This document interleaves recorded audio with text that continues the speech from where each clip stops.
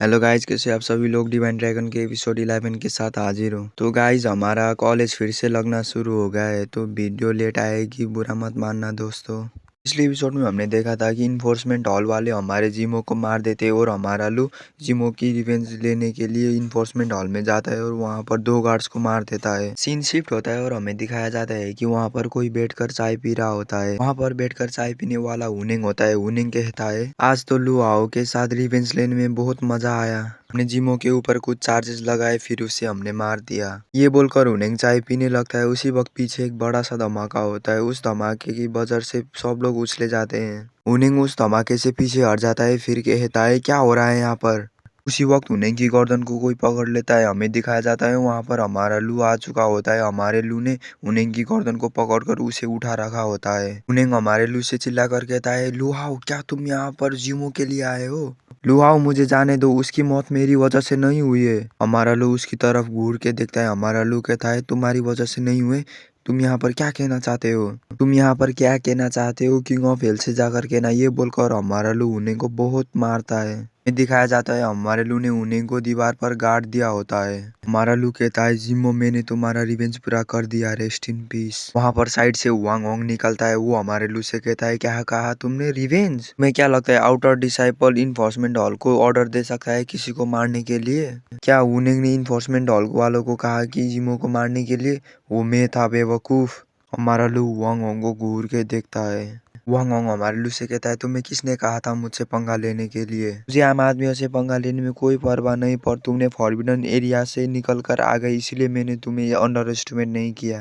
मैं तुमसे फ्यूचर में रिवेंज लूंगा, ये मैंने पहले ही सोच लिया था, इसीलिए मैंने हुनिंग को प्रोवोक किया जिमो को मारने के लिए। पर मैंने ये नहीं सोचा था कि तुम्हारे अंदर इतनी हिम्मत होगी कि तुम इन्फोर्समेंट हॉल को तबाह कर दो। अब मेरे पास रीजन है तुम्हें मारने के लिए। ये बोलकर वांग ओंग अपनी स्वॉर्ड को निकालने लगता है। वांग ओंग हमारे लू पर अटैक करने के लिए बड़ी स्पीड से आगे बढ़ता है। वांग ओंग की स्वॉर्ड हमारे लू के पास आ चुकी होती है। वांग ओंग हमारे लू से कहता है, आज मैं तुम्हें यहाँ पर मार डालूंगा। ये बोलकर वांग ओंग अपनी पावर को रिलीज करता है, तो वो हमारे लू को दीवार पर टांग देता है अपनी स्वॉर्ड की मदद से। हमारा लू दर्द से चिल्ला रहा होता है। वांग ओंग हमारे लू से कहता है, कैसा लग रहा है? तुम तो सिर्फ अभी क्यों गैदरिंग स्टेज पर हो। इन्फोर्समेंट हॉल से पंगा लेने का मतलब है सिर्फ मौत। हमारा लू रिजिस्ट कर रहा होता है। उसी वक्त हमारे लू को धुंधला धुंधला दिखाई देने लगता है। फिर वहां पर सब ब्लैंक हो जाता है। कोई हमारा लू का नाम ले रहा होता है। हमें ट्रेनिंग से पहले का रात का सीन दिखाया जाता है। वहां पर हमारा लू और जिमो बैठे हुए होते हैं। जिमो हमारे लू से कहता है, ब्रदर लू, अभी तुम सो नहीं सकते। हमारा लू जिमो से कहता है, जिमो, अभी तक तुम सोए नहीं? इस बार तुम ट्रेनिंग पर नहीं जा रहे, तो तुम क्यों इतनी मेहनत कर रहे हो? जिमो हमारे लू से कहता है, ब्रदर लू, और मेरे पास कोई चॉइस नहीं, अगर मैं थक भी जाता हूँ तो मुझे ये करना ही होगा। ब्रदर लू, आओ, मेरी फैमिली बहुत गरीब है। मेरे पास मेरे ग्रैंडफादर और मेरी छोटी बहन है जो मेरा घर पर इंतजार कर रहे होंगे। एक अच्छा फ्यूचर पाने के लिए और मेरी फैमिली को एक अच्छी लाइफ दिलाने के लिए मुझे बहुत मेहनत करना होगी। अगर मैं थक भी जाऊं तो भी परवाह नहीं। तुमने मुझे सिखाया था कि किसी के सामने कमजोर मत बनो। अब मेरी बारी है तुम्हारी हेल्प करने की। कुछ भी हो जाए, तुम्हें थोड़ी देर के लिए जागना ही होगा। ये बोलकर जिमो हमारे लू को एक बुक देता है।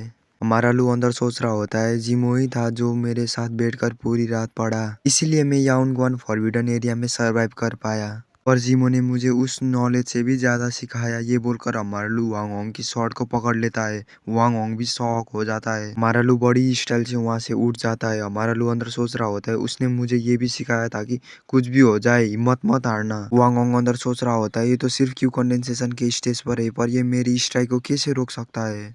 हमारा लू पावर को रिलीज करते हुए वांग ओंग से कहता है, इन्फोर्समेंट हॉल में तुम्हारी एक पोजीशन है, उस पोजीशन को तुम किसी को मारने के लिए यूज करोगे? हमारा लू ये कहता है तो वांग ओंग शॉक हो जाता है। हमारा लू पंच को रेडी बनाते हुए कहता है, आज मेरी जान ही क्यों ना चली जाए। हमारा लू चिल्लाकर कहता है, मैं तुम्हें मेरे साथ लेकर ही मरूंगा। ये सुनने के बाद वांग ओंग भी घबरा जाता है। हमारा लू बड़ी स्पीड से आगे बढ़ते हुए वांग ओंग के मुंह पे एक पंच मारता है। वो पंच बहुत पावरफुल होता है। उस पंच की वजह से वांग ओंग दीवार को तोड़ते हुए आगे चला जाता है। वांग ओंग की नाक और मुंह से बहुत खून बह रहा होता है। वांग ओंग अंदर सोच रहा होता है, ये कैसे हो सकता है? ये बिना मारे मेरी ट्यूक्यूरेलम की ब्लो को कैसे रोक सकता है? और इसकी स्ट्रेंथ भी पहले से बढ़ चुकी है। वांग ओंग ये सोच ही रहा होता है, तभी हमारे लू उसके सामने आ जाता है। फिर हमारा लू उसे कहता है, अभी ये खत्म नहीं हुआ है। हमारा लू वांग ओंग की गर्दन को फिर से पकड़ लेता है। वो दोनों दीवार को तोड़ते हुए बाहर आ जाते हैं। वांग वांग अंदर सोच रहा होता है ये किस तरह की पावर है, कोई क्यू कंडेंसेशन के स्टेज में होकर मुझे इस तरह पीट कैसे सकता है। अगर ऐसा ही चलता रहा तो मैं मारा जाऊंगा। वांग वांग ये सोच ही रहा होता है तभी हमारा लू पंच को रेडी करता है।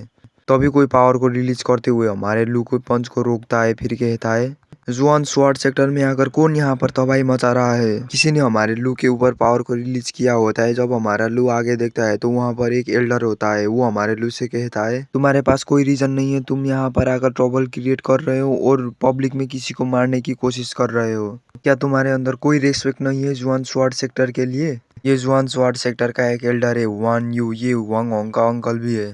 वांग वांग उस एल्डर से कहता है अंकल मुझे बचा लीजिए। वांग वांग अंदर सोच रहा होता है अच्छा हुआ अंकल यहाँ पर आ गए, अब हमारे पास एक चांस है। हमारा लू अंदर सोच रहा होता है इस आदमी ने मुझे रोकने के लिए क्यू फील्ड को यूज किया। दोस्तों यहाँ पर क्यू फील्ड के बारे में बहुत कुछ लिखा है, मैं आपको शॉर्ट डिटेल में बता दूंगा, ठीक है। क्यू फील्ड स्किल को सिर्फ सेंट्रियल मार्शल रेलम या उससे ऊपर के मास्टर परफॉर्म कर सकते हैं। जब एक मार्शल आर्टिस्ट अपनी सारी क्यू एनर्जी को रिलीज करता है तो एक इनविजिबल एनर्जी फील्ड बनती है। इनविजिबल एनर्जी फील्ड को यूज करते हुए हम अपने से कम लेवल वाले ओपोनेंट को सप्रेस कर सकते हैं, जिस तरह ये एल्डर हमारे लू पर यूज कर रहा है। हमारा लू अंदर सोच रहा होता है तो ये इंसान सेनेटी मार्शल रेलम का एक्सपर्ट है। वो एल्डर हमारे लू से कहता है लू हाओ, मैंने सुना कि तुम यहाँ लॉ इन्फोर्समेंट हॉल में तबाही मचा रहे हो, तो मैं स्पेशली यहाँ पर तुम्हारे लिए आया हूँ। तुम्हें पता है सेक्टर के अंदर किसी को मारने का मतलब है सिर्फ मौत। तुम्हें पता है तुमने क्या क्राइम किया है।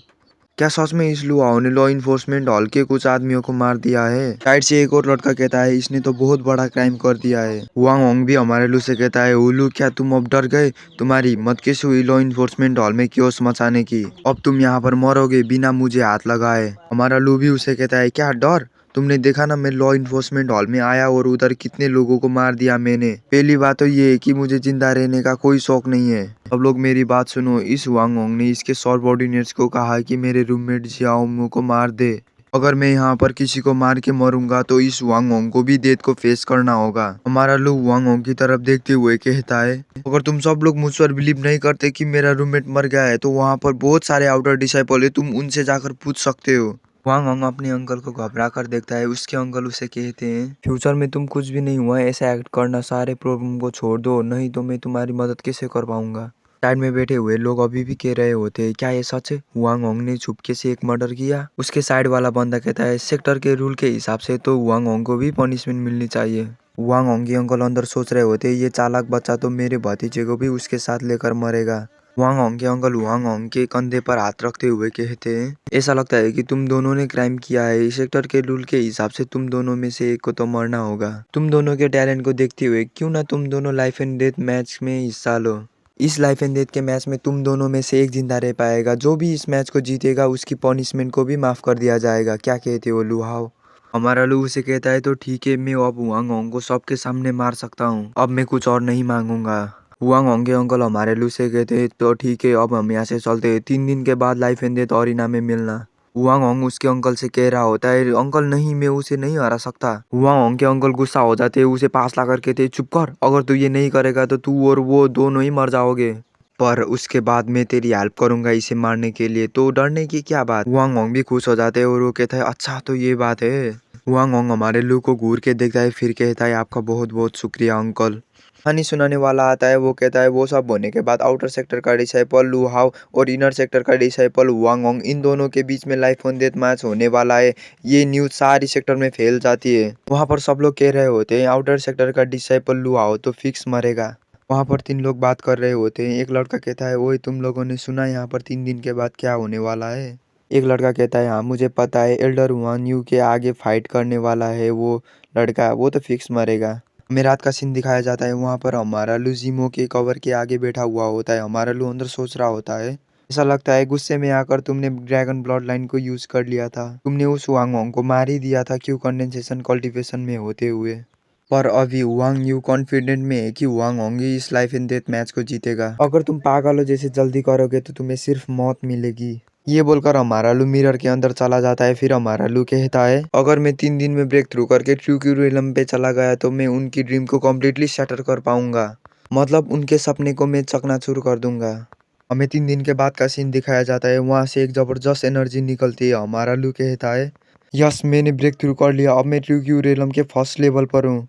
हमारा लू मिरर के अंदर से बाहर आ जाता है। फिर जीमो के कवर पर हाथ रखते हुए हमारा लू सोच रहा होता है, अब एक ट्रू रिलम का एक शॉट मेरे सामने भी आ जाए तो मैं उसे बड़ी आसानी से हरा दूंगा। मैं तुम्हारा बदला जरूर लूंगा जीमो। हमें लाइफ एंड डेथ अरीना का सीन दिखाया जाता है। वहाँ पर लू हाओ और वांग ओंग आमने सामने होते हैं। हमारा लू बड़ी स्टाइल से वहाँ पर एंट्री मारता है। वान यू कहता है, ये लू हाओ तो यहाँ पर सच में आ गया, अब लाइफ एंड डेथ मैच को ऑफिशियली शुरू करते हैं। वांग ओंग हमारे लू से कहता है, बच्चे कुछ दिन पहले तुमने तुम्हारी क्यू कंडेंसेशन कल्टीवेशन से मुझे मुश्किल से हराया था। मैं मानता हूँ कि उसमें मेरी ही गलती थी, पर आज तुम कुछ भी कर लो तुम मुझे हरा नहीं सकते। ये बोलकर वांग ओंग अपनी पावर को रिलीज करता है। तो यहाँ पर हमारी एक्सप्लेनेशन की एंड होती है। एक्सप्लेनेशन आपको पसंद आई हो तो लाइक और सब्सक्राइब कर दीजिए और शेयर भी कर दीजिए।